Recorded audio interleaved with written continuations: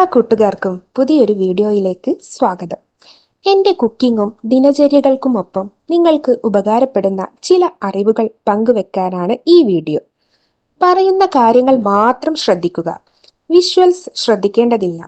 Educational purpose മാത്രം ഉദ്ദേശിച്ചുള്ള ഈ video കല്യാണം കഴിച്ചവർ മാത്രം കാണാൻ ശ്രമിക്കുക.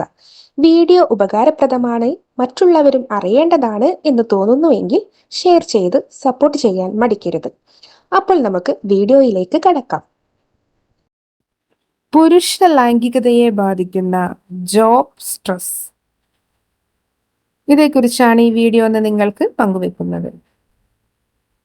ജോലിയിലെ സ്ട്രെസ് പലപ്പോഴും കുടുംബ ബന്ധങ്ങളിലും ലൈംഗിക ജീവിതത്തിലും പ്രകടമാകാറുണ്ട്. 55-ാം വയസ്സിൽ പെൻഷൻ ആയതിനു ശേഷമാണ് ഭാര്യയുമായുള്ള ലൈംഗിക ബന്ധം ആസ്വദിക്കുന്നത് എന്ന് ഒരു 55-കാരൻ പറയുന്നു. ചെറുപ്പത്തിൽ ബന്ധപ്പെടാറുണ്ടായിരുന്നത്രേ. 2 മക്കളും ഉണ്ടായി. അന്നൊക്കെ മനസ്സിന്റെ ഉള്ളിൽ എപ്പോഴും ജോലിയുമായി ബന്ധപ്പെട്ട പിരിമുറുക്കങ്ങളാകും. അപ്പോഴെങ്ങനെ ഇതിനെക്കുറിച്ച് ആസ്വദിക്കാം? ഇപ്പോൾ മനസ്സ് ശാന്തം, സമാധാനം, സ്വസ്ഥം.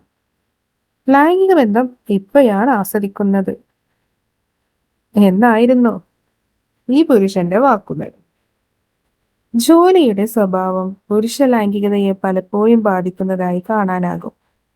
വളരെയധികം പിരിമുറുക്കമുള്ള ഡെഡ്ലൈനുകളും ടാർജറ്റ് നേടാനായുള്ള നെട്ടോട്ടവും ഒക്കെയുള്ള IT, ബാങ്കിംഗ്, ഫിനാൻസ് തുടങ്ങിയ മേഖലകളിൽ വലിയ തോതിൽ തൊഴിൽപരമായ പിരിമുറുക്കമുണ്ടാകാറുണ്ട്.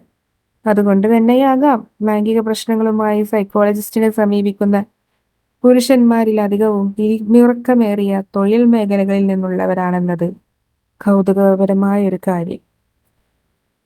ഏറ്റവും സജീവമായ ലൈംഗിക ജീവിതവും ലൈംഗിക ആസ്വാദനവും പരകൊടിയിലെത്തേണ്ടതുമായ ചെറുപ്പകാലത്താണ് യുവാക്കൾ ജോലിയുടെ മുറുക്കത്തിൽ വീണുപോകുന്നത്. ഇത് അവരുടെ ദാമ്പത്യത്തിലെ ലൈംഗികതയിൽ പല വിധത്തിലുള്ള പ്രശ്നങ്ങൾ ഉണ്ടാക്കും. എന്നാൽ എന്താണ് യഥാർത്ഥ കാരണമെന്ന് പോലും പലരും അറിയാറില്ല. ഉദ്ധാരണക്കുറവ്, ശീഘ്രസ്ഖലനം, പങ്കാളിയുടെ ലൈംഗിക താല്പര്യക്കുറവ് തുടങ്ങിയ വിവിധ രൂപത്തിൽ തൊഴിൽപരമായ പിരിമുറുക്കവും ഉത്കണ്ഠകളും ലൈംഗിക ജീവിതത്തിന്റെ താളം തെറ്റിക്കാറുണ്ട്. ഇത്തരം അവസ്ഥകൾ പലപ്പോഴും മറ്റു വിധത്തിലുള്ള ലൈംഗിക ചായ്വുകളിലേക്ക് നയിക്കുന്നതായി കാണാം. ചിലർ പോൺ കാഴ്ചകളിൽ സന്തോഷം തേടും. മറ്റു ചിലർ സഹപ്രവർത്തകരിൽ ലൈംഗിക പങ്കാളിയെ കണ്ടെത്താൻ ശ്രമിച്ചെന്നും വരാം. അപ്പോൾ ഇതിനെക്കുറിച്ച് ബോധവാന്മാരാകുക. ഇരു പങ്കാളികളും അവരവർക്കായി കുറച്ച് സമയം നീക്കിവെക്കുക.